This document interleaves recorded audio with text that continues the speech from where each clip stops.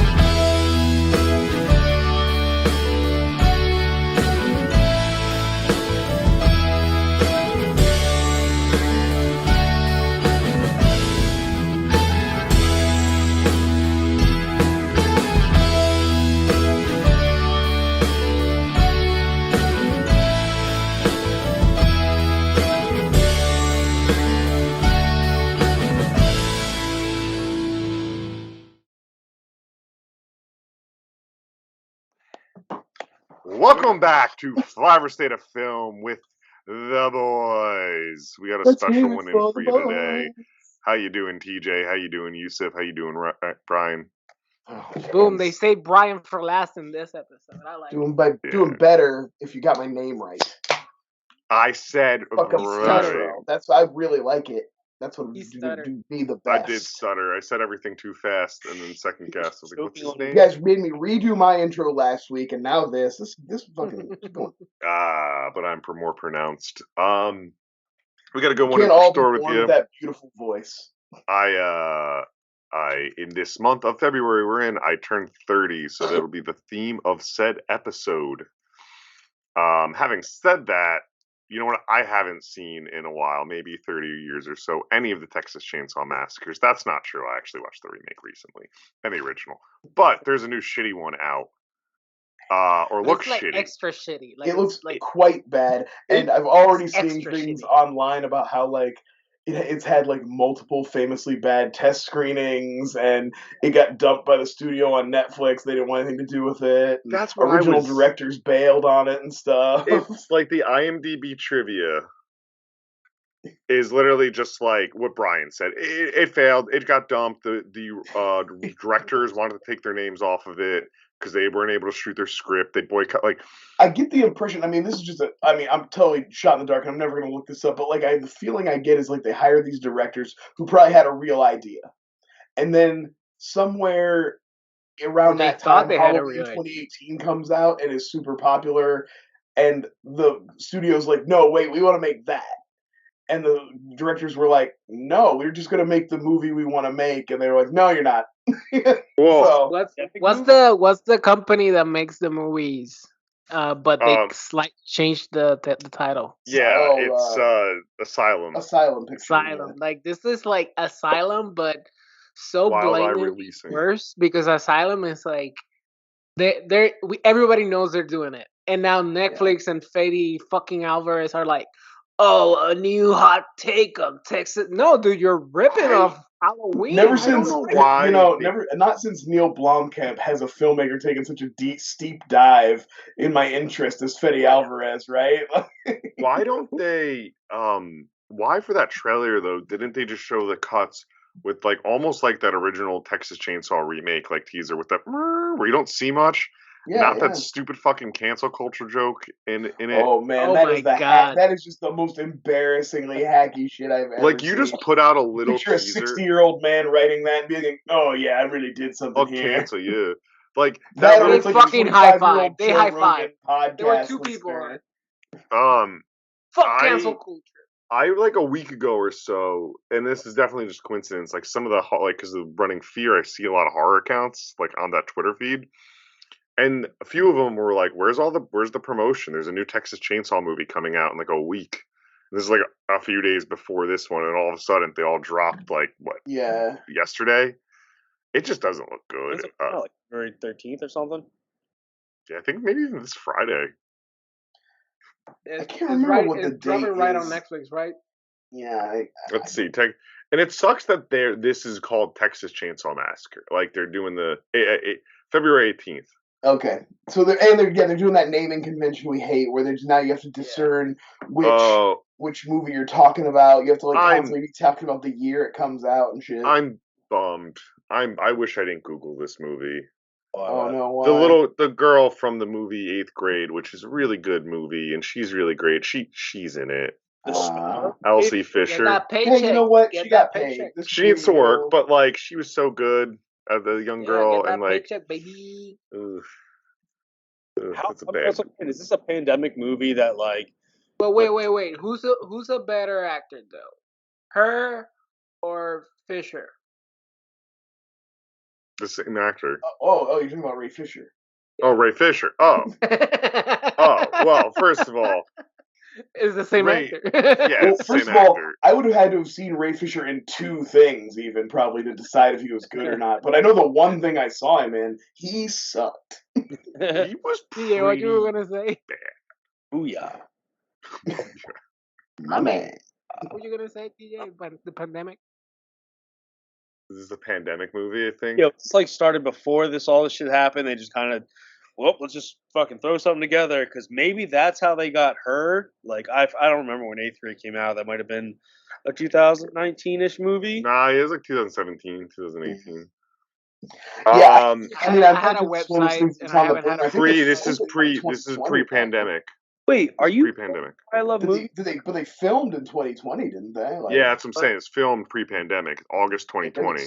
Pandemic? That's not pre-pandemic. That's that is pandemic. Sorry, it's been a long 2 years. Yeah, that's what I'm saying. I don't blame you for wishing it was shorter, but no, we were well within the heat of it then. Yeah. So it was filmed in pandemic, and they filmed it in Bulgaria. So I'm sure some legit stuff went on. Okay, that fucking it looks bad. It's a straight Netflix movie, but the one shot in the trailer with the giant cornfield or whatever the fucking field it is, and he pops his little head up. Saturation of color when he pops his head up. I'm like, this can't be a real fucking movie. It's just speaking of oversaturation of and shitty shots like that, can we talk about how every movie that comes out, there's some account that's the cinematography and the new whatever. It's I saw the same thing from 4 shitty looking, garbagey, overexposed, overcolorized shots from this movie, and then they're like, the cinematography and the new chainsaw. You see that for every movie.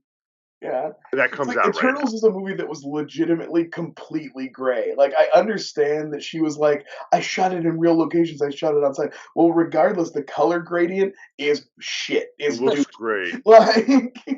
Yeah, you see it a lot now with the Euphoria season, and mainly the things that people post are either cool set design or cool costume design, and you're do you know what cinematography is? Because I feel like you're responding to the production value of the piece. I got more. There's a tweet about it was just shots from movies from the 70s of wet streets in movies, and I was like, I get more out of that. That was artsy. That's what I'm talking about. Give me a good puddle. Give me a good shoe. Give me some stepping on a puddle. If you don't think give me the red lights that make the streaks. They look like they're going straight down into the ground. Give me that. I want that. Next Tuesday, if you don't think Yusuf and I are going to recreate some artsy photographs, some New York City lights, and some street puddles, you got another thing coming.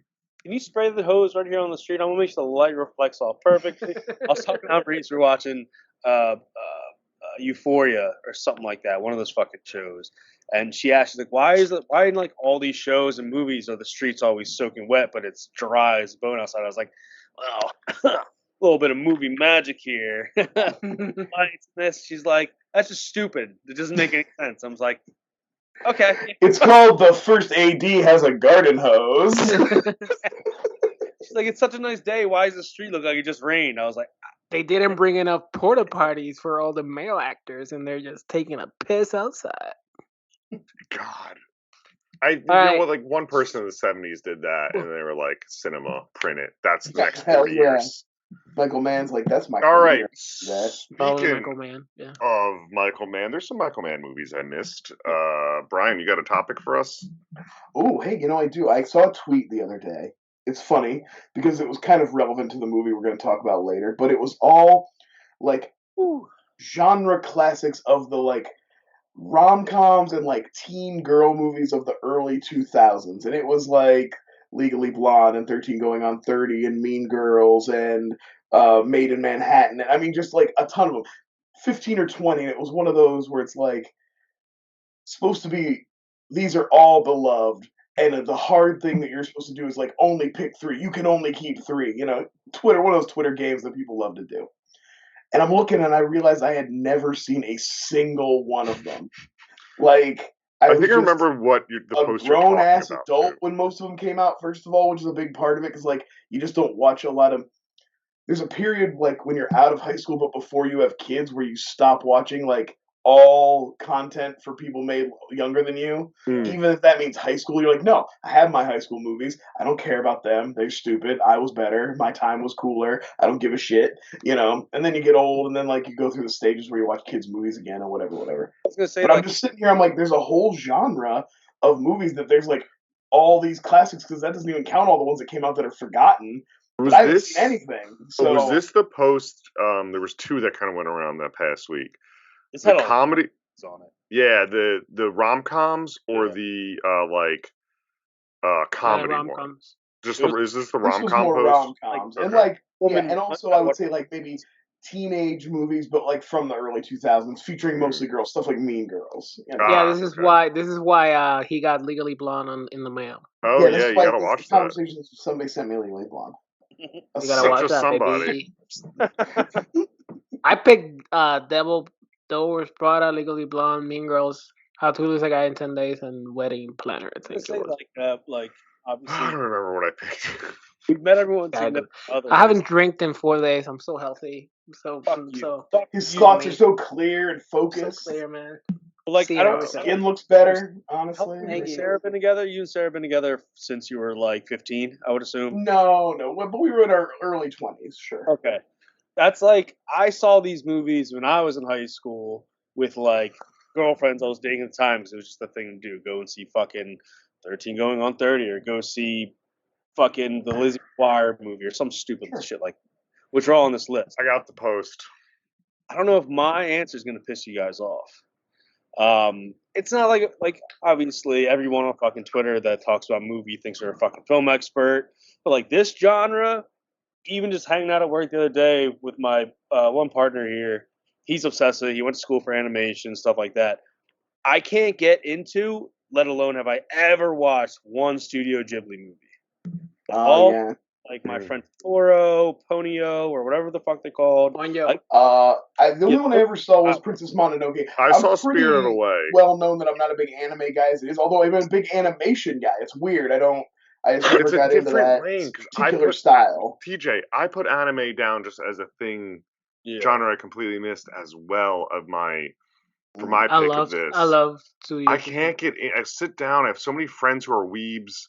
They're like, you gotta watch this, and I sit down and I just go, I don't care. And like it's one of those things where they tell you, like, if you're gonna be in film or something like that, if you're gonna talk about film, you gotta see Casablanca, you gotta see fucking Totoro, like all these different like pinnacles of these certain genres and stuff like that. I'm just like, I can't. I think what's one that came out was like a stop motion. I don't know if it was Studio Ghibli, but it was the monkey. Missing Link. No, the monkey with the strings, the banjo one. Kubo and the 2 strings. Kubo. Yeah. That's creepy. No, that's stop motion. That's a little bit different. Yeah. But that's the Leica movies. I love the craft of the Leica movies. The Prince Leica is very much in the same vein as Studio Ghibli in the sense that it's very niche. Very niche, very it has an aesthetic, and it also has like this storytelling that is like on the surface you feel like it's a normal movie, but if you actually start watching, it's like, oh, this is kind of weird. Like they have some weird elements that you go like, oh, this is pretty fucking cool.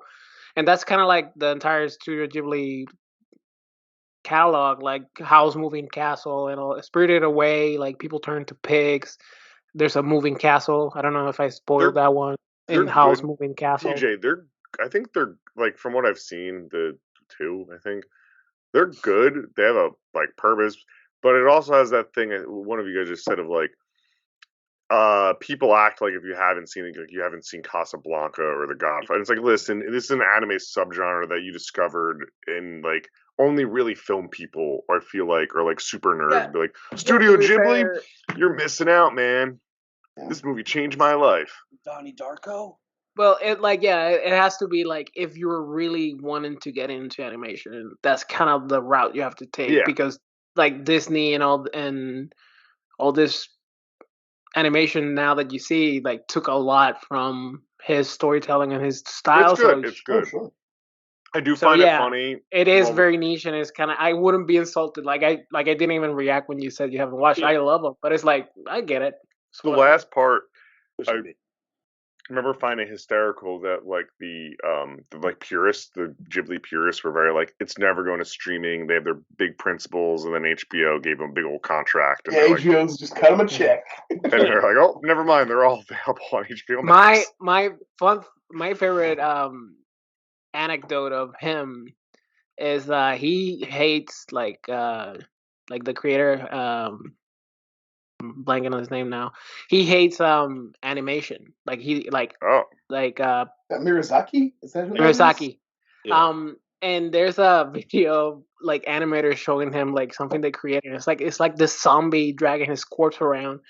And he just tells him like, I feel like this is a destruction of art. Like in front of the animators, like this is the worst thing that I've ever seen in my life. Why would somebody want to do this with their life? You're practically devoid of art.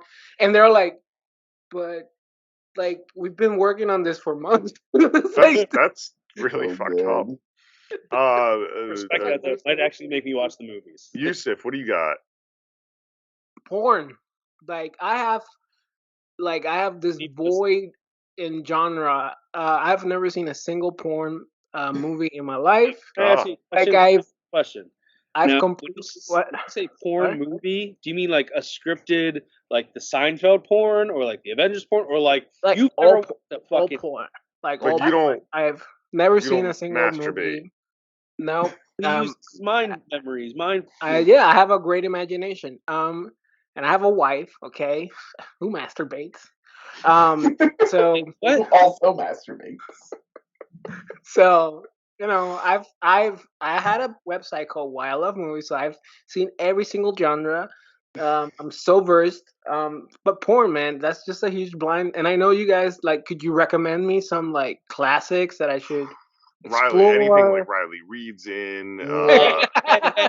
Hey, Angela this. Honestly, I'm more into like amateur stuff. So it's Angela not really White. like, you know. Angela White's a star. She's pretty great. Mention fucking Riley Reed here, dude. I'm trying to get really. I'm getting cold turkey. Well, fucking Riley Reid. What are you Fucking fucking say saving it. yourself for Valentine's Day? No, but I always talk about Riley Reid. Everyone tells me stop fucking talking about Riley Reid. And I'm No, like, TJ, this. you'll agree with this. This is where I could say this. We're watching Dexter season 4 we're on now, and the Quinn, the reporter woman, looks somewhat like Riley Reid, Yeah, she Quinn's does. bitch. And I said that to Laura the other day, and she looked at me like, "You're disgusting." Of course, that's who she looks like. Shout out Quinn. That guy punched my old best friend in the face when he worked at TMZ for asking him how he was doing after he came out of hot yoga, and then got sued. So fuck you, Quinn. Anyway, He doesn't work. no. What I would love you, Seth, for you to do is to watch one of those really cringy. Like if I had to say something, the first one I found of my dad's is Debbie Does Dallas, which everyone always fucking mentions. Those are fun ones. You probably won't get turned on from. They're fucking awful. So do you have a real answer? There's an Alice in Wonderland from like the 70s that I would be like, if you were gonna watch something, you should watch that. Like, They all I'm gonna look take so- notes. Well, I'm saying, Take notes. All right, there's this copy of Romeo and Juliet that you saw in health class. That's a good. Like, is there like a special service you guys order movies from? Because I have no clue where you get. no, these you gotta sites. go to the Lion's Den. Okay, it's a store. I've driven past places called Lions Den. 100%. The Pleasure Hut. It's around the corner on Route 30 from my house. It's across from the Bad Pizzeria, next to the print. Guys, while we're on the print subject, shop. can I give a quick shout out? R.I.P. to Sirens, the strip club near my house that closed down due to the pandemic. Well, I'm sorry Harrison can't conveniently see Yeah. his first. Now, where am I going to take Harrison when he turns 15? 15. This is 14 cool, with a right? fake mustache.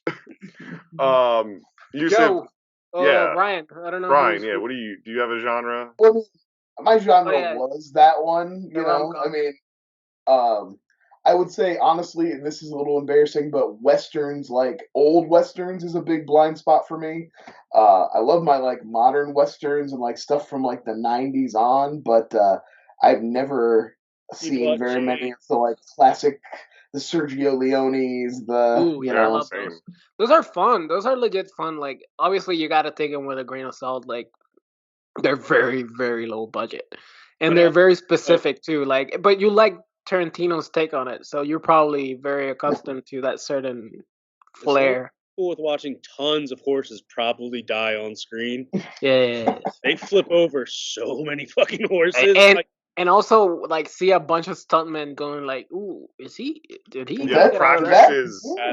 I always pay attention to those weird little clips in like old movies like that. Like Car like goes through a crowd. I'm like, did that guy actually get out of the fucking way?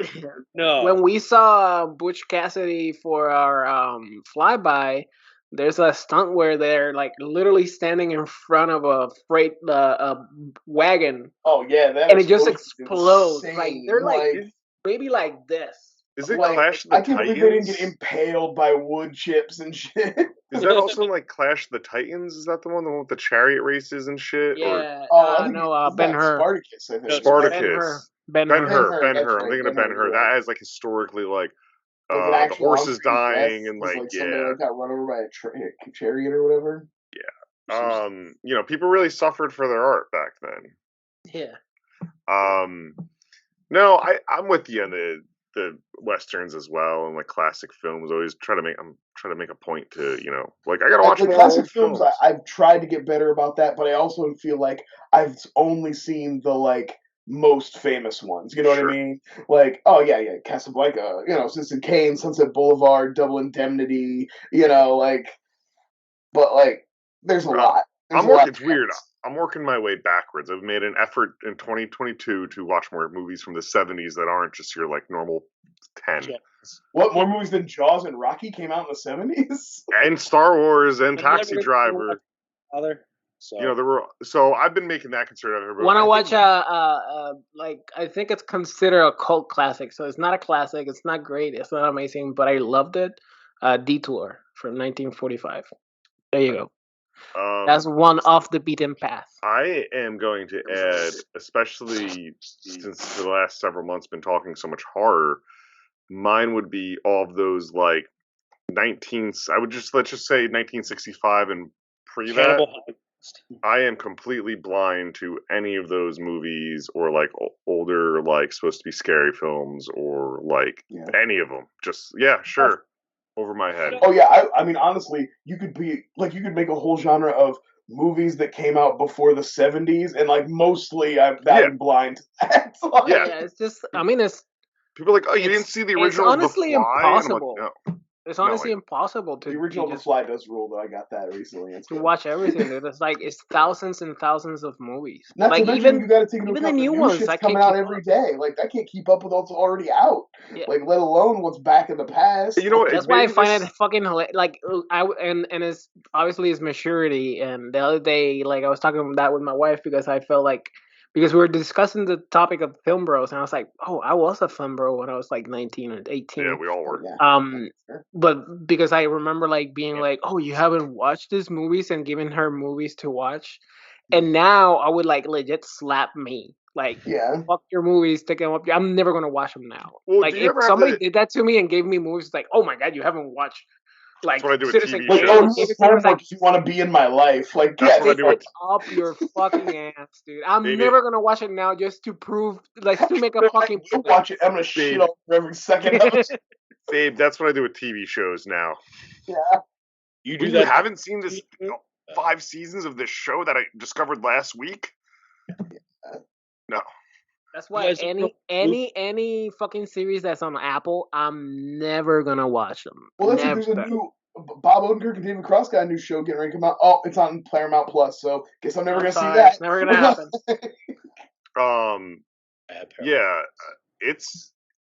But it's also like I think where we could find like the benefit of maybe having cable would be discover those old ass movies of someone being like, oh, here's TMC, here's Me TV shows. Like my fucking in-laws are always watching Me TV and TMC, and you know I mean, when I had that shitty ass website, I had a subscription to like the Criterion streaming network, and I watched a shit ton of movies that there's were a value. good. There's There's a value. value in it, but at the same time, it got to a point where I was like, "Am I watching it because I want to, or is it because I need to pretend that I know about movies because I've seen the Sure. old ones?" Sure. Classic fat Yeah. bastard syndrome, you know? Yeah, Fat or fat because I'm eating. I eat because I'm sad. I'm sad because I eat. I just want to get better. I went on the zone. I want Shrek quotes or Austin Power quotes. I'm coming to that guy. Oh, I was just watching Workaholics before this, and when the woman goes, he doesn't need. She goes, Adam Fine. She's like, oh, I just want that guy. He probably says funny movie quotes, and he goes, yeah, baby. Guys from Workaholics, they have the best podcast outside of ours. You were talking about Workaholics, and I literally put it on last night because you were talking about it. So now I'm in that rewatch. Brian, all right, that crazy religious TJ, weightlifting thing. That's an uncomfortable show sometimes. Do you have a topic for us? Yeah, because this movie... I'm always uncomfortable. That's my secret cap. This movie raised a lot of questions for myself. Obviously, I'm talking about 13 going on 30. Spoilers, I'm not sure if Joe mentioned that at the beginning or not. It's completely legit. There's no flaw. I think it's going to be in the title and the thumbnail. Sure, but okay, we'll get to 13 going on fucking 30. We almost have me going on a rant right then. But I'm talking about like not movies based around uncomfortable relationships between adults and kids, but like a movie that has nothing to do with that, but for some fucking reason, that movie gives you a really uneasy feeling when it comes to how adults and kids are reacting to movies or just the relationship they have in general. So, guys, I mean, I was actually picking the brain of one of the guys I was working with about The Professional because I'm like, something about that movie just seems off with like. I mean, that's the low hanging fruit. That's like that's like. Well, that's probably the first one that came to any film bro's mind. Yeah. So anyway, before I even start, Brian, I'll let you jump off the top. Oh, good, because I only had one that wasn't The Professional. It's probably just as low-hanging, but it was right. It's one of those movies came out right at the cusp of where I was like just kind of growing out of kids' movies. So like it was a little like I couldn't quite get into it. And I was like it was one of the first times like a kids' movie broke down for me. I was like, what? That doesn't make any sense. And that's Blank Check. Oh, guys God. don't know the premise of Blank Check. A kid through some shenanigans gets a blank check for $1 million, and he spends what looks like about $3 million on this house, and then he kisses a grown woman at the end. So like anyway, that kid, honestly, I want that kid. I want that kid to be my financial advisor, right? Because the way that kid, that $1 million, that $1 million was eternal. Guys, everyone's trying to rape that kid in that movie. If you watch it now, like everyone's like Pat. Tom Loke is all like fucking Pat. I'm sorry, the guy from Heavyweights. They call him Pat. No, that's a different Heavyweight. No, it's Roy. It's the guy from the Burbs. Yeah. Oh, that's right. And their relationship, in Scary Movie, also very creepy. The only one who's not trying to hook up with that kid is the father, who just neglects him. That I remember specifically watching that movie and be like, man, this kid's dad really treats him like shit. Honestly, this kid, like, he gets a lot of action for like an 8-year-old. But like a full-grown woman, and this isn't a situation. This isn't like a big thing where like he turned into a little kid after they made out. This woman fully kisses a child. Yeah, Shay. It's Shay. It's Joe from Dumb and Dumber, the other hit woman. Older women I've made uncomfortable after watching that movie, where I'm just like. And Brian, to your point, it's not like the ending kiss is like on the cheek, and it's like, that's cute with the kid. She's like, call me when you're 18. Yeah. Something like that. Like there's like not even like 12. Yeah. Like he's young. Yeah, that's a great pick. That's because that's what I'm saying. Like that's a Disney fucking movie, and like Yeah, absolutely. It was like maybe up in a couple years, maybe you still have a little bit of that money left over. I don't know. it's like literally the premise is kind of like, what if the Home Alone kid was fuckable? Oh, by the way, in real time, I'm getting spammed by one account just quote tweeting Snyder Cut. Stuff. Which tweet of yours is it that they're quote tweeting? I can't. It's all of them. I'm just muting it. Yeah, we're that's recording. hilarious. Anyway, they just put a picture of Drake, one of Elmo. I don't get it. Same. I'm not getting any bitches. You're not, Joe. Again. You're not gonna get any bitches by not liking Ray Fisher. Anyway, sorry not to derail this, but it had to be said. No wonder your wife unfollowed you. I don't blame her. I'm the worst. She shouldn't on have Twitter. to see that. It's embarrassing that she has to see that anyway. I've had several friends from like grew up with like that I know see more than like once a year, and they go, I unfollowed you on Twitter. You're a good follow, but like you tweet too much, and I'm like, You're that's crazy. You fine. tweet too much. Now, no. To be fair, I turned off his retweets. I turned off almost everybody's retweets. Yeah. Yeah, you should. You should all turn off all retweets. You don't want to hear nonsense. I want to see I want to hear your thoughts. I don't want to say, aside from that, whatever, right? So, back to the topic at hand. I'm just gonna jump in. I was thinking about this, and I want to do like the normal answer of a few of those, so there'll be honorable mentions. I was thinking how in Kick-Ass there's a lot of odd commentary about Hit Girl, like the also, I feel like Evan Hit Peters' Girl has character. that moment at the end where she kind of like is trying to flirt with Kick-Ass. Yeah. Not because, but more in a way of like, I feel like this is what I'm supposed to do based on what I've read in comics and seen in movies. Like, it's a very like childish way of coming at it. Yeah, like it's the Evan Peters like line of I'm waiting for her. Yeah, that's a little creepy for sure. Yeah. It's like with their seniors in high school, she's a freshman. It's completely. No, she's not. Well, in the second one. Second one, she's a freshman. She's supposed to be like a 9-year-old girl in that movie. Then how in the next one is she a freshman and they're seniors? Because they made a shitty sequel with bad continuity. Because time passes. Also, TJ, this still doesn't make it right if she was in middle school and those guys were in seniors in high cancel school. TJ. Cancel TJ. TJ's got a laminated card in his wallet that says it's okay to bang a teenager. That's another one. Certain circumstances, like just in case. There is a Transformers movie that does that. It's a great pick, though. So that I honestly, I honestly couldn't think of one, but I don't know why this one came, and it's not like inherently creepy because like the actor plays it such childlike, but the fact that the parents let this grown ass man just sleep multiple days with this kid in the same room, it was just like inherently weird and creepy, and that's What About Bob? I just watched What About Bob the other night. It's like a mental. He's not just a regular guy. He's a fucking mental patient. He's a fucking mental. Yeah, he's stalking like him and. What about Bob? They just sleep in the same room, and they like giggling, and they're like, and the mom's like, "You too, you rascals." It's like, what the fuck is happening? What about Bob's one of those movies I remembered and I liked it, and then I bought it. Back when DVDs were just everywhere, and I watched it, and I like was infuriated. I was so mad at Bill Murray, and I felt so like connected to Richard Dreyfuss. I was like, I was like, I gotta get this movie out of my life. Watching What About Bob on the Superstation back in the day. Oh, Bill Murray is so mean to him watching it as an adult. Richard Dreyfuss is just trying to live his life. Yeah, man, he fucks up his whole shit. It sucks. And again, it's not even like it's uncomfortable with this one, but Bill Murray and like.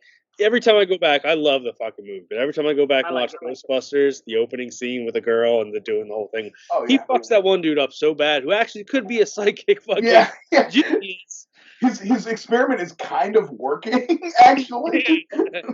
That's the joke. No. I'm kidding. Don't do that.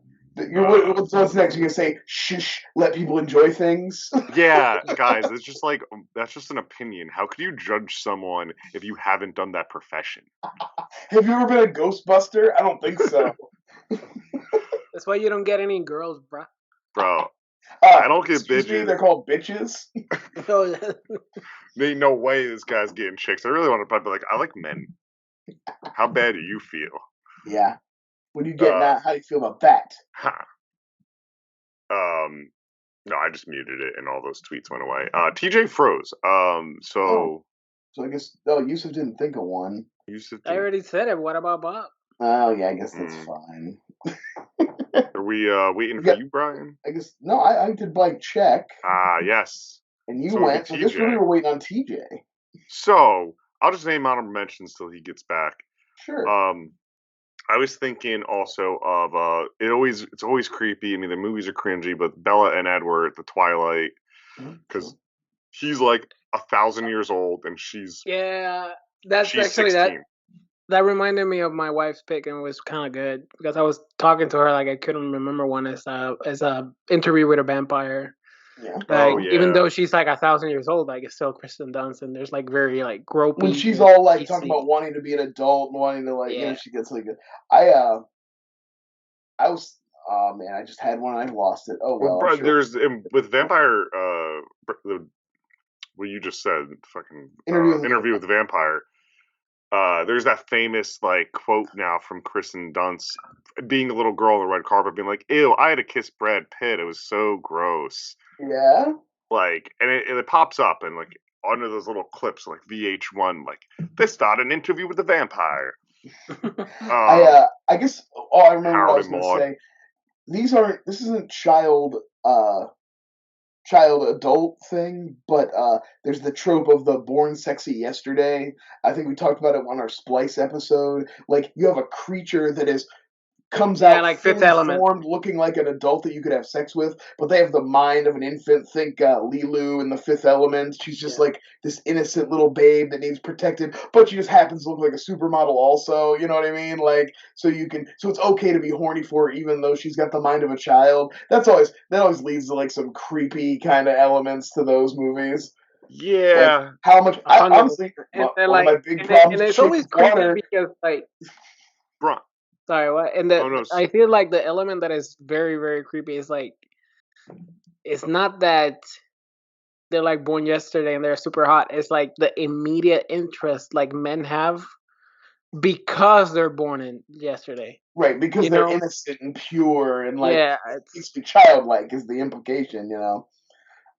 Also the bestiality movie that won the Oscar. What was that one? Shape of Water. Gross. Oh, I like the Shape of Water. Go bad. Get it. Wouldn't?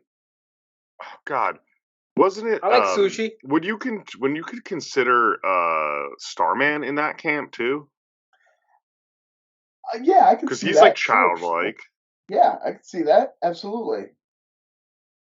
Like, I guess the implication is just like you know, you got a lot of movies where it's like a person gets involved with an alien or a creature that doesn't know the world around. Splash, you know.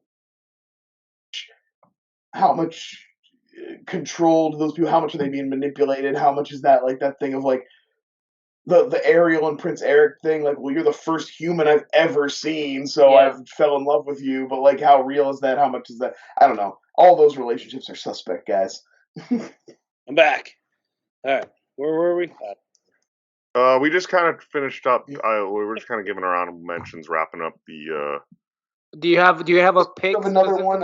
Oh, do you have a pick? You never even said yours. But that's the thing. Like I had picks, and I said the professional for some reason. I lost all my picks in my brain. But even I was gonna say the professional doesn't seem like it's. I maybe have seen this movie once. I didn't know that like her dad dies, the hitman takes her in. Still spoilers. Spoilers to a really old fucking movie. That's gonna be my pick now. Can I shout out a great scene in a movie that undoes not like a creepy like adult with a kid that's not his kid, but it's great like call out to that is in Big Daddy when the kid has to take a bath and he makes him wear a bathing suit and he's like, I don't know what the rules are. So this is what we're doing. And I don't know. After talking about this topic, I'm like, I get it. Well, as you said, I used to babysit, you know, my neighborhood growing up, being like 12, 13 years old, making a little extra cash.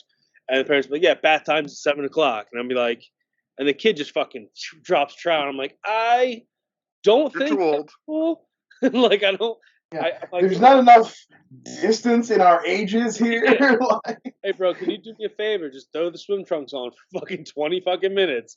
And if your parents yell at me for it, I mean, them are gonna have to have a conversation at this point. But it's just like They can that's bathe me.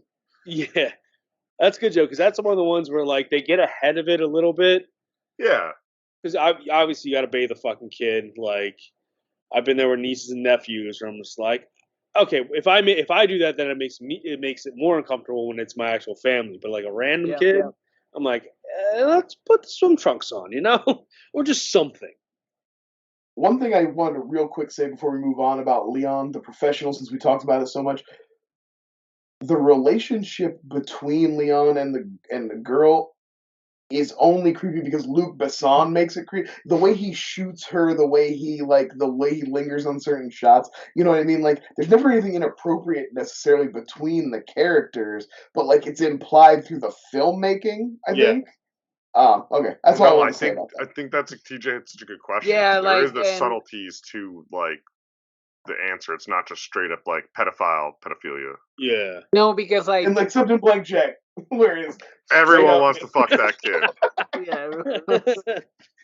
The Joe said, All right, let's switch gears and our baby boy is turning 30, and according to the world, that's a milestone because people are fucking obsessed with their ages.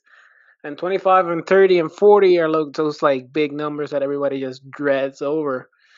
Cut to Joe having a mental breakdown in a few weeks because he's turning 30. Yeah. But I blew Harrison's mind the other day by telling him that when me and Sarah got married, Joe was 12 years old.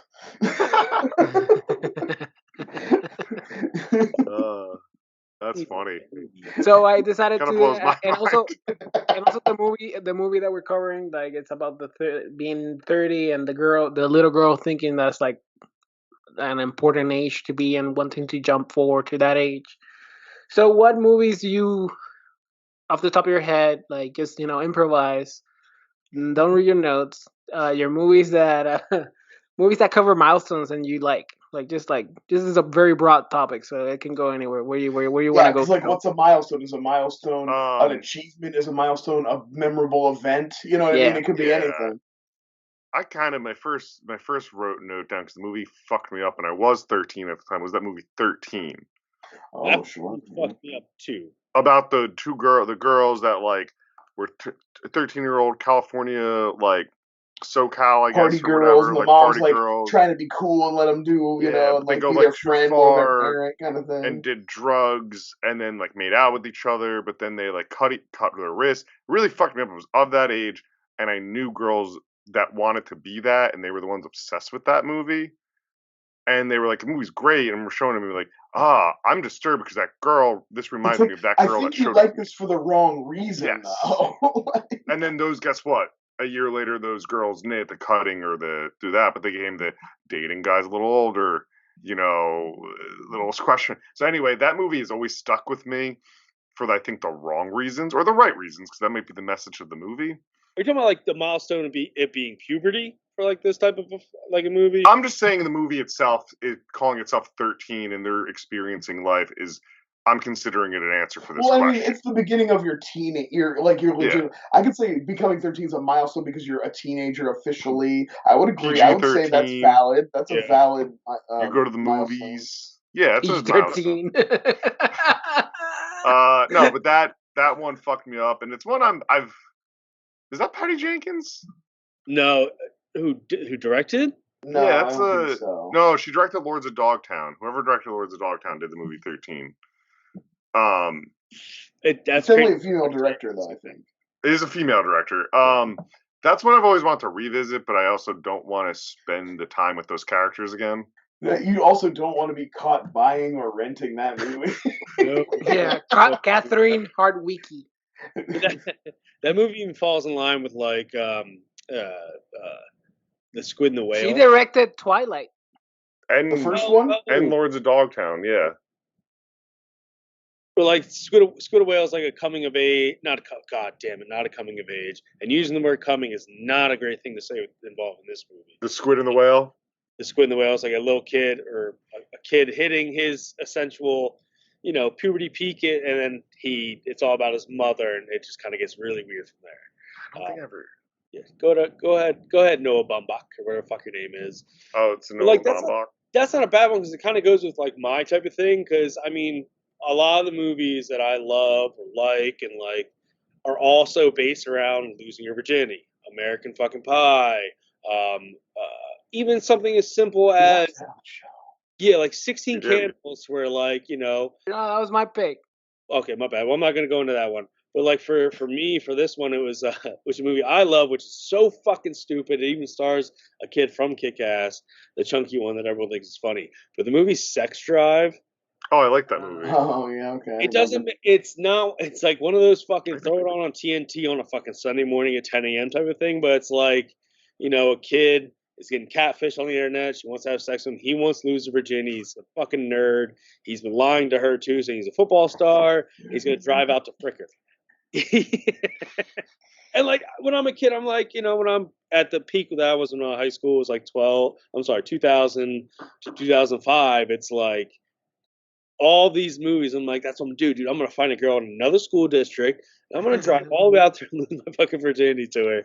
And then it ends up being the worst night of your fucking life for many different reasons. But like sex, I haven't seen that movie in so long though. But it's like one of those ones. Like you could say American Pie, you can say those 80s fucking teen movies and stuff like that, but like even Superbad is another. Superbad, yeah, that'd be a good one. Yeah, I think specifically for this. And I'm like, I love it, even though it's so fucking stupid. It's not really even that funny. It has funny characters and funny like moments during it. It has its place. It has its moment. Yeah, it has its place. The unrated Sex Drive DVD cover with a big that's donut. the string of everything unrated. That's the pinnacle of like the unrated things. It's like Superbad, I think maybe started that one where it had like 15 different unrated fucking cuts. Yeah. And I watched this one, but like that. The Eurotrip one was because of it had the boobs. Yeah. Mm-hmm. The old school one, I use that as literally, why you're buying that DVD when the menu was just the girls in the blue wrestling tank taking on their the top menu, off. Yeah. And you're like, I don't even need to hit play. Didn't even need to hit play for that movie sometimes. Switched right over to Road Trip. Director of Joker. Yeah, Todd Phillips. And two director of Joker movies. Road Trip also, same thing. There was an unrated copy and you were like, great. I have both of those, by the way, in case you're wondering. I was just thinking of Road Trip in my head because I had my own. Amy's smart, right? Mm-hmm. Yeah. Yeah. My pick. 13 Dates of Christmas own. Amy Smart. My pick was 16. My pick was 16 Candles because it's a twofer. Like there's two milestones that occur, which is 3 if you add the virginity shit. But I'm counting the turning 16 because a lot of people like Sweet 16. It's a big milestone. You get your driver's license. You start to feel like hers did though. Like an adult. And the other one is like the wedding that is occurring for the sister. But the reason why I'm picking this movie is because it really exemplifies that nobody gives a fuck if you're turning a certain age except you.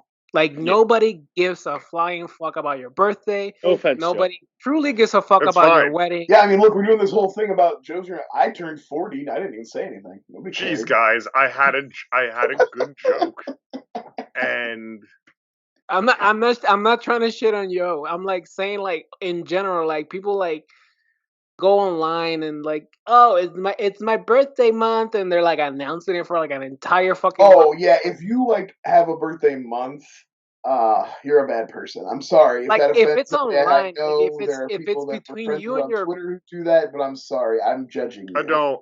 It's one day. Online. Like it's between you and your partner. Like obviously, me as a husband, I give a fuck about my wife's birthday. Like it's because I'm fucking married to her and I love her. But like pretending that my 200 plus followers will give a flying fuck if it's my birthday, like go eat a dick. Like, yeah, I don't. That's why I never put my birthday on my on my. So 16 Candles is like beautiful because she wakes up thinking like it's the most important fucking day of the year because it's her birthday, and everybody's like, "Dude, I gotta make lunch. I gotta go work. Like I have to deal with your sister." It's like everybody's there in their own shit. Like nobody gives a fuck about your birthday.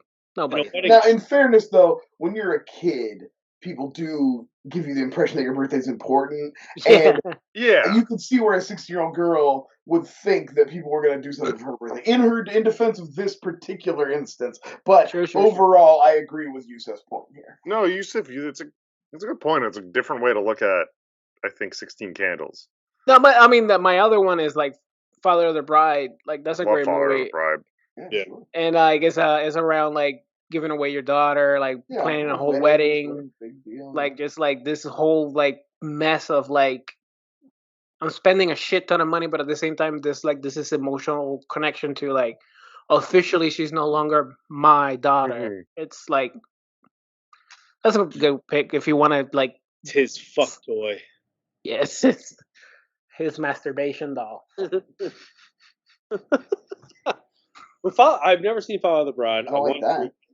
But like weddings. You don't like that? I don't like it. No. Oh, you don't like that? I haven't seen it, or you don't like the No, movie? I don't like the fuck doll thing. It's gross. I would never ever say that about anyone. You know, we just Cancel TJ. cut that Not off. good. Not good. I don't like You it. don't have no. That's sex shaming. You're allowed to Sex fuck a doll if shaming? you want. No, that was big at what he said. Like, That's- Damn it! The disappointment in my father's face right now is driving me nuts. all right, anybody Just got picks that I disappointed, haven't so mentioned? I'm not mad. Yeah, Just disappointed. Death at a Funeral. Joe, Brian, right? Brian, you haven't picked one. I have not gone yet. Are you Oh, ready? you have not gone. Which No, he's too disappointed. Let me finish pouring my beer. It takes my Sorry, full concentration. I'm still getting the replies of these Snyder dorks who don't get the girlfriend in Hey, Canada Joe, joke. fucking focus. Sorry, man. Sorry. Yeah, we have a man, this is to our run. show. Don't give up. Don't give him our show. It's not our Yeah, fault, Ray Fisher. yeah. An hour into our show. I had a couple, and then a couple that were like pseudo. They're more honorable mentions, I think. The one I want to talk about is a 2004 movie called Eulogy, and it's about a family coming back together because of the death of the patriarch. It's got Rip Torn, Piper Laurie, Ray Romano, Hank Azaria. I think That's a it good might have cast. been like a small, like a small release. It doesn't have great reviews, and you know how my history is with recommending comedies, but it's like a black comedy about this family coming back together. And I haven't watched it in a long time, so again, with a grain of salt. But I remember really enjoying it, and like, Did you name any black actors? What? Did you name any black actors? No, I don't think so. Oh, I didn't. The black comedy thing not threw me off. Black as in super grim and dark. Oh, Because it's about a death. Black comedy. Oh, TJ froze on that. That's a shame. That'll be the last thing that anybody That's hears good. to say. That's Good unfortunate. stuff. But anyway, Maybe enough. that's one that I remember enjoying, and I think we'll probably revisit based on this conversation now fairly soon. My honorable mentions, low-hanging fruit ones, were one. This one's recency bias because I just watched it again, but goddamn, is it good? Is Booksmart? It's all around the last graduation. And then one of my all-time favorites, which is around a milestone. I guess this is only a milestone if you're trying to attain this particular thing. But Election. I love Reese Witherspoon, Matthew Broderick movie. Election is fucking one of my all-time favorites. Okay, good. I have a really reach one for honorable mention, but I feel like you all would understand it. The going to do something for a big event that seems meaningless to everyone. So the movie Flyboys, the Star Wars movie with like Dan Fogler, and they're trying to get the script for. They're trying to they're trying to get episode 1. Fanboys, not Flyboys. Trying to get episode. It's a James Franco movie. Mm-hmm. I think. He's Fanboys. got just the trying gun, to get like. This is the end where he's like, "This is my kept this Flyboys." Yeah, you're right. So that one, but that's like a real reach. You're already thinking of the thumbnail, yeah. And then speaking of Flyboys, the unwatched Flyover movie from like episode 2, Death at a Funeral, the British one. Oh yeah, the original, sure. Yeah, but the African American version of that movie, which the U.S. made, it's a shot-for-shot remake. So also has Peter Dinklage in it, right? He's in both. He's in both. It's a fun movie, but it's also a good movie that. Because it's funny that your dad banged a little person. That's a Yeah. hilarious And that- joke. And No they were in matter- love. No matter what, it's a funny joke. No matter the language. And the mom was in on it. Love black comedies. But I like that movie a lot. Different. and, No, wait, that's both kinds. Oh, okay, cool. I'm learning, boys. So, All right, let's get going. I was gonna say, anybody else, any other honorable mentions? Did we get everything? I think we got everything. All right. So as we mentioned before, I picked the guys 13 going on 30, but I didn't just pick it. I put 15 on a wheel of 13 going on 30, and I put 15 other movies on a wheel. And the fates with the little In all head, honesty, there were a lot worse movies on this wheel than 13 going on 30. because 13 going on 30 is pretty great. But can we, before we begin, I just want to read this one synopsis that was written up from that article Yusuf sent us of body swatch movies, because it really made me laugh. It's like one sentence. Look past that avalanche of period signifiers, though, and you are left with a sweet enough film about a girl who went to bed age 13 and woke up as pre-Affleck Jennifer Garner. There are worse fates. And I feel like that sums this up really well. Can I say something? A misconception I had about this movie. Again, this came out when I just wasn't watching this type of stuff, and I was under the misconception that this was a girl version of Big, and really, it's a girl version of Click. Pre-Click, but yeah. Yeah. But it's a similar premise. So for anyone listening, if you're not familiar, she's in her current body, and there's some things that are going to factor into the plot later. She jumps ahead in her life. She doesn't become an adult in her current life. I don't remember Jumps Control ahead Remote. into her I don't remember a Control Remote, a Beth Bad and Beyond, or a Christopher Walken. So I don't know what the fuck you're talking about, Brian. Yeah, but I'll trade you a Mark Ruffalo for a Christopher Walken. My wife wanted me to give you this fun fact, and she'll probably watch this because this is one of her favorite movies of all time. Well, I love this movie. Mark Ruffalo almost quit this movie because he had a panic attack around the thriller choreography. He cannot dance, and he couldn't remember or learn the dance. So he got to a point when he was legit discussing quitting the movie because he couldn't actually do the dance. And if you rewatch it, you won't. Some of you, but I will. And you focus on him, he's constantly looking at Jennifer Garner, trying to be oh, okay. So I've noticed that before, and that always seems on purpose, because it's it's been 20 years. I don't remember the Thriller dance. Yeah, but he also says that he taught it, I'm pretty sure. So, I have the hiccups. Also, people get that excited about the Thriller dance in 2004? Oh, yeah. Anyway, it's about a girl, Jenna Rigg, who, she's an average girl. She's not a dork or anything, but she's an average girl, invites a bunch of popular girls over for her birthday. Was the casting call made around her ears? Was that the girl looks identical to her? She actually the casting call was we need big ears. That actress played Jennifer Garner in 3 other projects too at this time. And the girl playing the mean girl, what's her name? Fucking Judy Greer looks just like Judy Greer too. Yeah. Honestly, I didn't make that connection until you go back at the end and you see her again as a kid. But then I was like, oh shit, she does look like Judy Greer. And once I saw her at the end of the movie. And Laura pointed out one good thing too, just with a positive of the casting, is the mother looks like she could be Jennifer Garner's mother as well. They did a good anyway.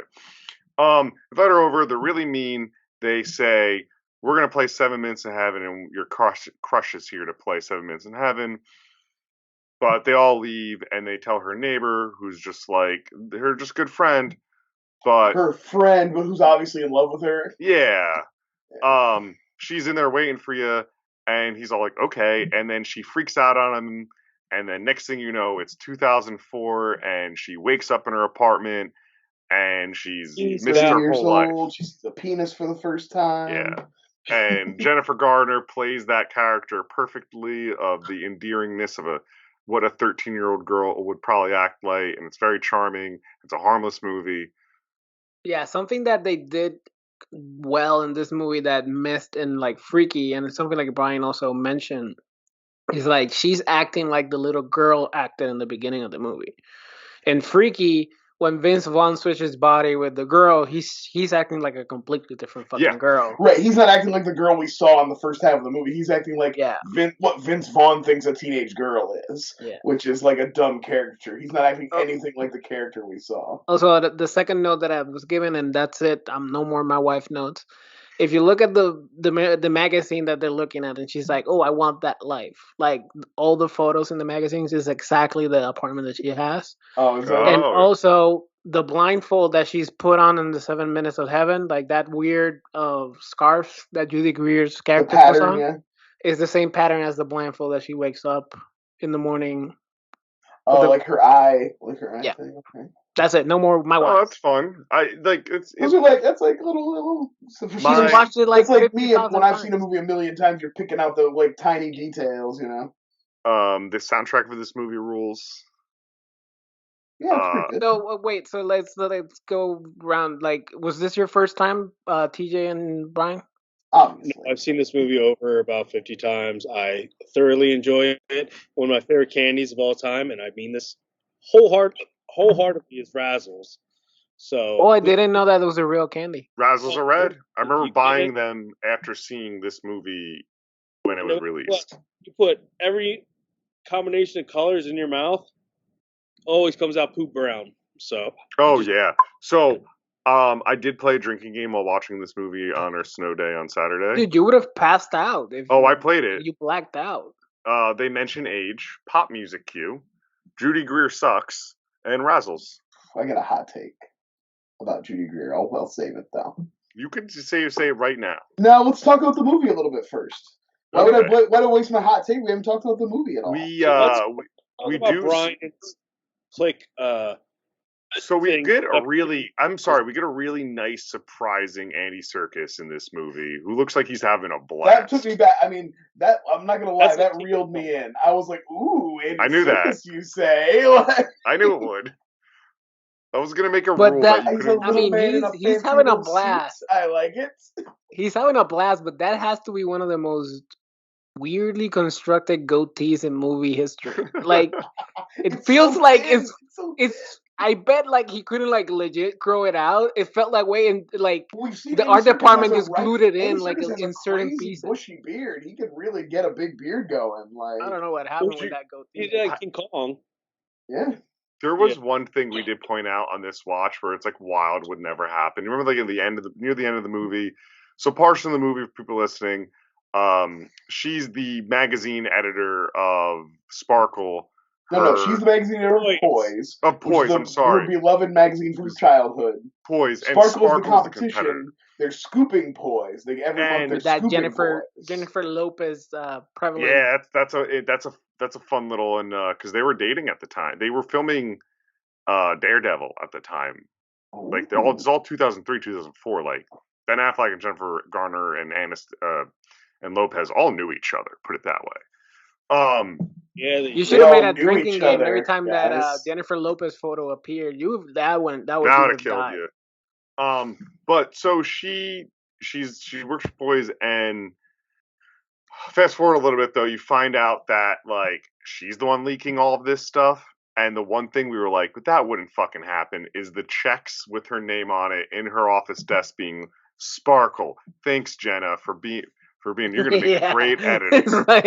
It's like what police officers call like what's did they Like, say it in it would be like planted evidence. Be like, that's fake. It's yeah. Yeah, it's like when in Minority Report where they were framing Tom Cruise, when it's like literally the entire bed was filled with photos and documents. It's like and overkill. it's like- It's like too much. it's Yeah. like, oh, there's everything to connect all the dots. But so she wakes up and then she kind of realizes though that she got everything she wanted, and at first it seems really cool, except more she kind of some little nuggets finds out like Mark Ruffalo, her friend, who also lives in the city and also like does really well as a photographer. Yeah, he's One- very successful. Everyone's successful. Is like, yeah, we're not friends. We stopped being friends like immediately as high school started, and you became and she's like, oh, Well, I mean, you find out would they never you- talked after the day of the party. Like Yeah. the day that she flashed forward is the last time they ever spoke. yeah. And, like, you find out that she basically got where she is by being a shitty person. She Yeah. became one of those nasty girls. She went on to, like, Sick chick. step on people. You find out that she's, like, stealing people's ideas and firing them at work, and that she's Fucking their with, like, husbands. guys, and that she, and then, like, yeah, like, you find out she's the one who's been, like, feeding their competition their ideas so that they get a scoop on them and stuff. It reminds me, do you guys remember there was My Name is Earl, and then there was a knockoff show that starred Christina Applegate that was kind of a similar thing where a woman, like, had amnesia.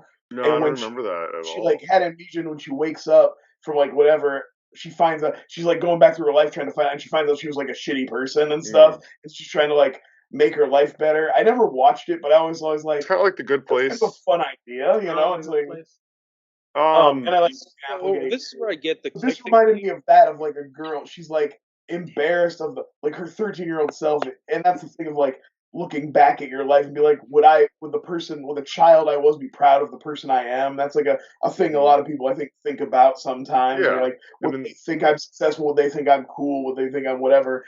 And, like, that's what she's living through. Yeah, and also, who wants to be friends with a fucking sociopath that walks barefooted in New York City? Like, who wants to be friends with that person? Like, just walking on pee, shit, like everything, just walking Somehow around. use condoms, syringes, fucked up out there, man. she's just out there in her baby dress. After the Sleep on 'em. shopping montage, there's a shopping montage when she, like, starts, like, buying into her life, and I looked at my wife and I was like, more like 13 going bankrupt, and she just stared at me. Her relationship with her neighbor, so she, like, finds like solace in her neighbor who's 13, and This like is it's where the uncomfortable question. I comes figured in. Who it's the fuck has a fucking slumber party within it? the slumber party is The weird. question is just, where is this girl's parents? Is the question. The slumber party is weird. The relationship and everything, I think, is cute for the movie. Like, it lets her be her. That's very fun. Seeing her, like, party with the girls and, like, get to be in her own element, and Yeah. feel like herself again is cute. You should totally ask a 13-year-old girl if she can tell you're wearing underwear because you're wearing a thong. And the best joke in the whole movie is when she walks over to the kid. And Oh, amazing! That's like, that is an A+. Like, I get the impression that somebody wrote a whole movie based on that joke. They came up with that first, and they, like, reverse engineered a way to make that It's happen. so good, and I also like that scene, Brian. I'm so glad you mentioned it, because the guy, she's like, he's cute, like, is an objectively, like, not handsome man. Yeah, he's very. Like, it's not but a. also, Chris O'Dowd like in the the face dude with a that baseball the husband of the other lady, he was also ugly as well. Yeah, I mean, the hockey player, like, he was, like, a conventionally attractive man. Yeah, the hockey player was a normal looking guy. But, like, yeah, the husband, like, here, come here, Pookie, and, like, yeah, like, he was another one. They all looked like weird knockoffs of Chris O'Dowd. Like, I don't know what the casting was for this movie. They wanted Ray Romano, and then they couldn't get Ray Romano, so they went to. So they went to the guy who looked like Ray Romano got stung by a bee. I have a question. Yeah. She goes in the closet. She does the wish. She wakes up 30, right? Mm-hmm. The whole movie happens. She obviously has had sex with more than a few men. She might even have sex with Mark Ruffalo during this movie. They just don't show it. No, they made out because Mark Ruffalo was, like, a good guy. She ruined the relationship. No, we can get into the ending here in a minute. That's not what happened. No, don't jump to the ending yet. My question is, she wakes up again as a 13-year-old, remembers everything. Does she go back to school and just become, like, the biggest ever because she's had experiences? Or, like, her match, like, go up in the room? No, I think she probably. It's a good question, TJ. I just think I like to be wholesome with this. I think he's gonna. I think I want to nominate this question for our earlier discussion about creepy shit. That's what I'm saying. Like, it's a fucked up thing because the whole movie starts with her like, I want to have boobies. I want to have puberty. It's a 16 candles thing where she's like, I want to wake up and have a full body, and then all of a sudden she does. These great boobs. Yeah, and she goes through that whole thing, and then wakes up again in the closet with Maddie, and she's like, Maddie, I'm here. I remember everything, and I'm like, well, she's fucking ruined for the rest of her fucking life because she's dealt with all of like the 30-year-old bullshit. But she didn't remember her life up until that. Like, she only has the memories of the things that happened within the time that she was in her body. And I don't think she ever actually has sex during that time. No, she doesn't. Yeah. So let's. So I don't think. Let's I also veer don't, off this topic because I feel like we're on a ledge No, right but now. real TJ wants to quick, I push don't us to think cancel culture. I Again. don't think she's like. Um, I don't. I'm not suggesting that. I'm just in my brain. I'm like, how does it work that she doesn't remember her 13 through 27, wakes up at 30, right? But then she goes back to 13, but remembers everything after she woke up at 30. So I'm like, But she only remembers the stuff from the time she was in her body. I don't think she remembers her whole life. yeah, And because it's she doesn't probably a remember it in the hazy moment. So memory. I She don't doesn't think remember it when she's in her body. Yeah. Yeah, like, she it's doesn't probably a remember when she's- hazy memory all at she that was point like, too. Addie, I'm back. Do you remember? And he's like, what? It's And for then the she- movie, man. I don't think like it's just more of like to show But I agree. transition.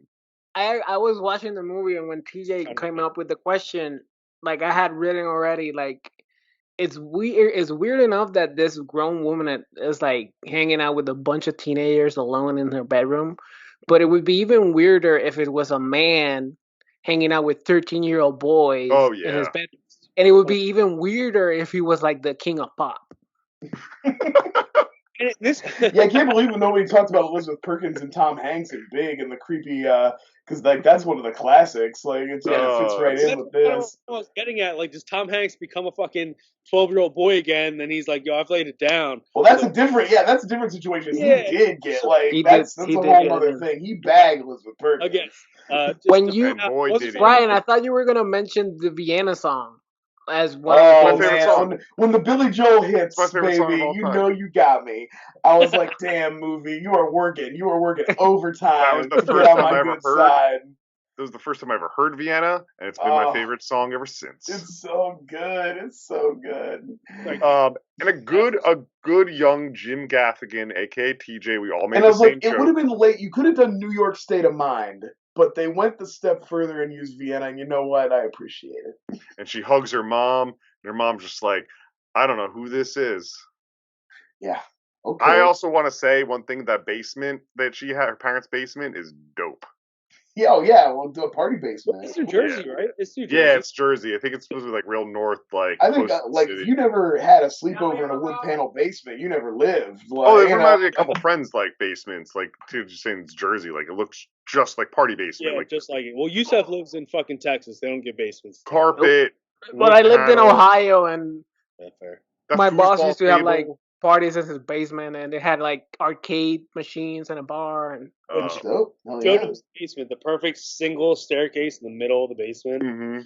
Split it off two sides. Yeah. Yeah. I have another note. Wait. Let me see. I have a couple notes when we're getting closer to the end of the movie. So Yeah, you just could. I let me think it's know. a good time to. I bring always up. wonder with these type of like movies, like they don't really go into it, but like even her assistant, like I wish if you wanted to dive into it, it'd have like a fucking 3-hour fucking Avengers Batman movie, but like Oh, you know that somebody wrote an article like, "Did you know that Hulk and Elektra actually were in a movie together?" Oh God, kill me! like that. Well, I'm And saying like another I MCU was your character, boss. and another MCU character you won't believe, and it's Andy Serkis is. Yeah. as no matter how we rate this movie at the end of this, like I always in my brain like when these movies, like these body switching movies, the effect they have on the extras, like her assistant when she's like so scared, and then she does the whole scene in the beginning where she rolls up the paper and throws it at her as she's in the meeting, and she's like, but then you kind of love the assistant at some point because you know how so scared she was. Andy Serkis' character as her boss, who obviously was that stern piece of like that dude. At the end with the Thriller song and like not the end but the middle beginning, Mm-hmm. all those side characters obviously like develop something different throughout these movies. I always think so I like her the scene assistant. where Andy Serkis, like where like the assistant gets to go with her and like leave talking to Andy Serkis. He's like the editor in chief and leaves him hanging to run off. That's a great little scene. Like you feel really happy for the better relationship she has with her, her assistant. She's treating everybody better. Yeah. Yeah, but then like everything is undone because like the reason why all this, like, not Big, because Big, he's like living this entirely new life, and it's also like very funny, like both are like, oh, the companies are saved by this childish Have you ever Yeah. thought about Big on imagination. how confused the people must be that he left and the world's still going on? Yeah, no, exactly. He Like just Big is like, disappears, and he was like yeah, this high-powered executive. people That's are why like it's looking. so. There's like, there's a true crime podcast about the disappearance of this man. Josh also, whatever like- happened to Joshua That's Baskins? I That's also like. never ending where he just walks in the house and you hear like Josh and like something crashes and you don't see it because we don't fucking need to. We don't Yeah. need another half hour of the mom like crying like hysterically about her I son. like. Did you get this- raped? Oh, I Yeah. like. I like this movie, like the way it ends, like happy. Where like, you know, the world that happened is like a glimpse, but not real, compared to something like The Family Man, the Nick Cage movie, where a Christmas movie, where you see him with the family and he lives a life and he learns a lesson, but then it goes right back to and it kind of ends like depressing. Oh yeah, like is he gonna? Yeah, I want to talk about the ending too because I. But hold on, we're skipping. Sorry, over. I cut Yusuf off. I want to talk about the climax where she does her presentation and she saves the company, but then it's revealed that He's the bad guy. she's the bad guy, and that's what I wanted to say. I wanted to talk about. I'm not saying Judy Greer is a hero, but fully justified in her actions is Judy Greer, as far as I'm concerned.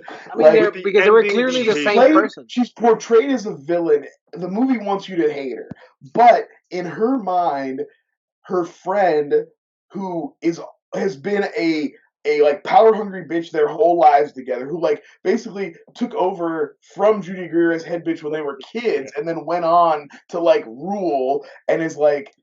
And then, like, they were at the same job, and she was stealing people's ideas, and she's sleeping with people's husbands. And Judy Greer knows all this. She knows what kind of person she is. I mean, To yeah, the she point said, And then which she one like do you has want to be this today? switch where she's acting like a weirdo again. Now she's like acting like a little kid, and like Judy Greer's like, I don't know what the hell's going on. So she decides to go her own way. Mhm. And yeah, her idea sucks shit. But when she finds out that Jenna Rink has been the one betraying the company, her move and the way she plays that is baller as hell. Good for her. You know what I mean? I was sitting here, I was like, fucking Judy Greer rules. Yeah, I I mean, guess it's in that a perspective, badass Brian. line. Like, oh, which one do you want to be today? Right, you want to be the pot, I'll be the kettle, or it doesn't matter. Like that's That's a really funny line, and like the way she like kind of tricks Mark Ruffalo and steals the pictures. I was like, I'm good. Yay, grift on, girl, get it. You know what's another Get good that paper. thing? You just remind me of the Judy Greerness of the joke of the nose job joke. Oh yeah. And it's a good line because the young girl who plays her has a wider nose, and they call Yeah. that out for her to have a smaller nose. I Sorry. just think I just thought it was great to see Judy Greer back before she only played moms. Yeah. Yeah. Oh, No, hey, Judy Judy Greer Greer is a owns- person. I'll tell Judy you what. Greer owns her role in this fucking movie. I did one of Yeah, those she's things fun. where, I put this movie on at work, and then I put on Cursed right after it. First time I ever saw Cursed with Christina Ricci, not Marcus Zuckerberg. Fucking A. Someone help There's me. a new extended Jesse cut getting ready to Eisenberg. come out, right? That's a Wes Jesse Craven Eisenberg. joint. Yeah. Judy Greer's in this, and she plays an or a producer of like a big, like she's booking Scott Baio and all these big name actors, and Christina Ricci's the assistant, so it's fun to watch her flip the role because she's being the Jenna in this one where She's the Jenna of Cursed, kind of, yeah. yeah, and then all of a sudden Christina Ricci's like, "What the fuck are we doing right now? You gonna do this? Or you gonna be this?" And then it's just like a nice little.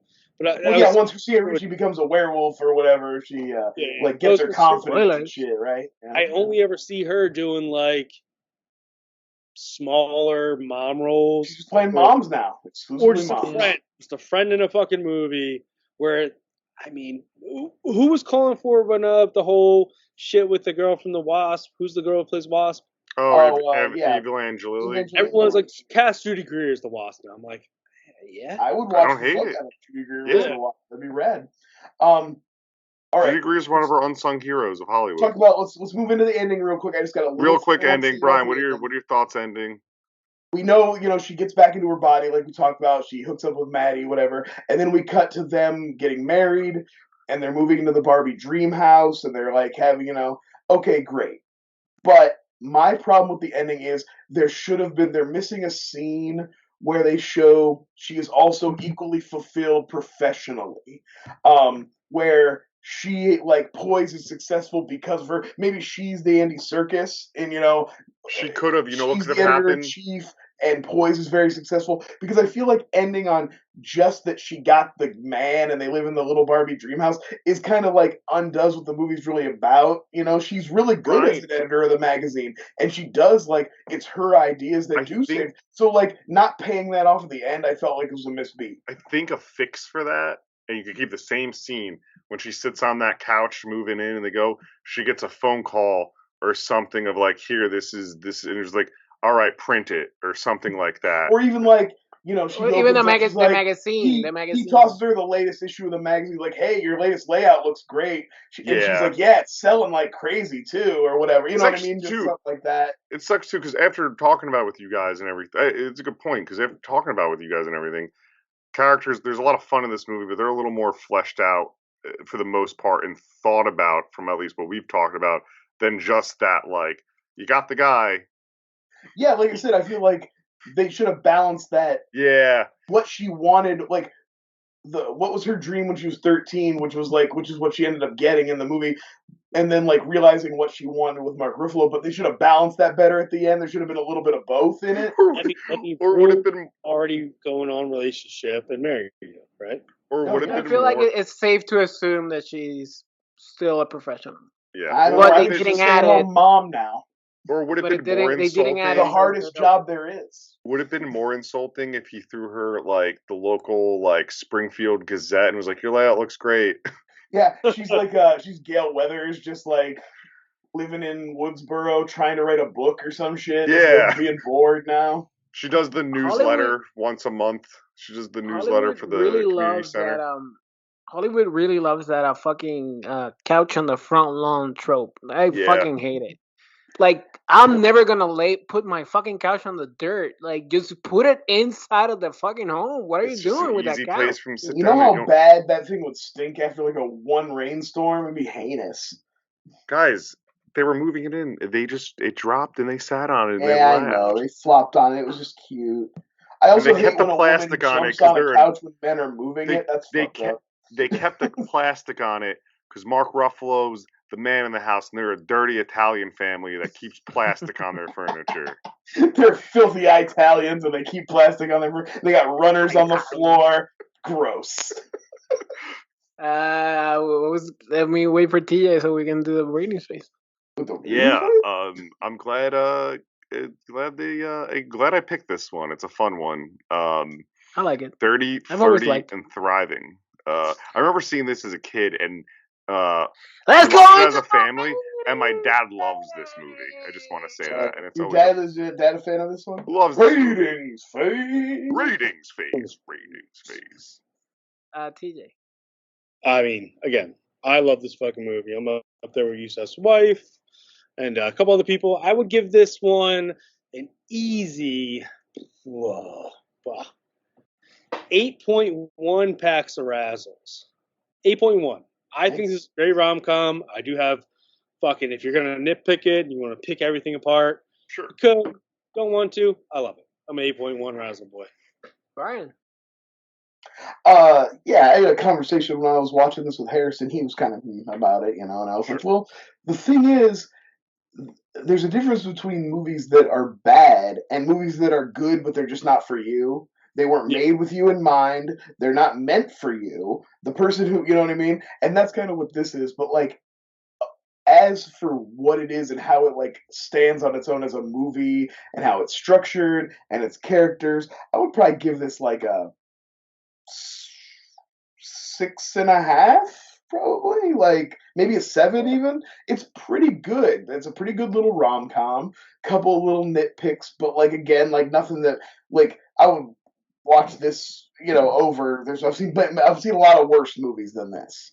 So let's go with, like, 6.75 hockey player bulging white undies. Ooh, yeah. White undies. Sweet bottom. Between this dude and John Cena and Peacemaker, I've seen way too many bulging wieners Whitey in white boys. underwear lately. Like, Don't watch okay. Euphoria. Do not watch Euphoria. Yeah, you went to a bunch of dicks. Joe. I love this movie. I'm high on this one. It is a full 8.8 fruit by the fruit roll-ups wrapped around the fingers, eating it. She like That's twists what you it do. and rips it off Yeah. until like a point. It's fucking power move. Yeah, I mean, I'm either brainwashed because I've watched it so many times with my wife, or I'm truly enjoying it. I think I truly enjoy it. Like Well, I'm and definitely I fine can with. see if you like, everybody here's younger than me, so like you watched this more when you were like a preteen or a teenager. I could definitely Oh, yeah. see if you'd grown up with this, Mhm. how it would be a fave. Yeah, Jennifer Garner is very endearing and it's very fun. 8.30, get it? Because 8.30 goatees out of 10. Andy Serkis, Fantastic. perfectly meticulously groomed goatee. Maybe What 10. are you picking for us next, Yusuf? I'll give you a clue. Clue? It's Yeah. the movie Clue. Oh, Oh. great. Fantastic. Where can All people right. find you? Funny enough, I just watched Clue last weekend while me and my family played a game of Clue. There That's you go. adorable. Yeah, I want to watch Clue. It's been a while. Like every time, it's been a while. Been a while. Yeah, it's been a while for me. So I probably There's saw a it episode last of year. Psych So I like to that- see at least once a year. So There's a great episode of maybe more Psych than one. that goes with Clue that I'll I've also never watch. ever I'm never seen- gonna watch Psych, Joe. It's fine, I've never man. seen- It's Never fine. gonna We watch have it. to, and you have to watch all the endings. All right, where can the people find you, Joe? You can find me on this network quite frequently at Flyover State of Fear. Got a lot of content coming for you. You can follow my Twitter account at Chendango1 or the Flyover State of Fear account. It's like Flyover Flyover State Fear. I don't fucking know. You're Yeah, listening. you'll If you made it to the end of this, you follow me. And you're not. Nobody made it to the end of this. Whenever the podcast gets to this point, I always turn it off. It's like, so go ahead and plug your, and I just instantly turn it off. So if anyone's listening right now, good for them. You know what podcasts have been doing? They've been doing this stuff in the very beginning now. Yeah, they're all doing it. Yeah. I guess I'll put You know the what, Twitter one handles thing in the beginning. podcasts have done, I'll just complain here. I love to complain about podcasts. Follow me at Hershkillies to hear me complain about podcasts. But I don't know what seminar or like engagement retreat all these people went to where now if they have Patreon subscribers, in the middle of the episode of the podcast, they'll read off a list of the names. It's like one of their like tiers. It's like, if you pay this much, I'll read your name out on the podcast. And seriously, they will take 10, 15 minutes in the middle of their show and be like, I'm what not- podcast are you Bob listening to? Fuckface, Assface Johnson, whatever, blah, blah, blah, fucker, and they'll just on and on. It's ridiculous. Like, there's been shows that I was like, I might be about done if I have to listen to this. Like, you're not worth it. There's lots of free content out there, is all I'm saying. Everybody say bye. Fun fact: the first spinning ticket, the man was going over 8 miles. Bye. I'm at TJ Dex. Yeah, you already said it. Right there.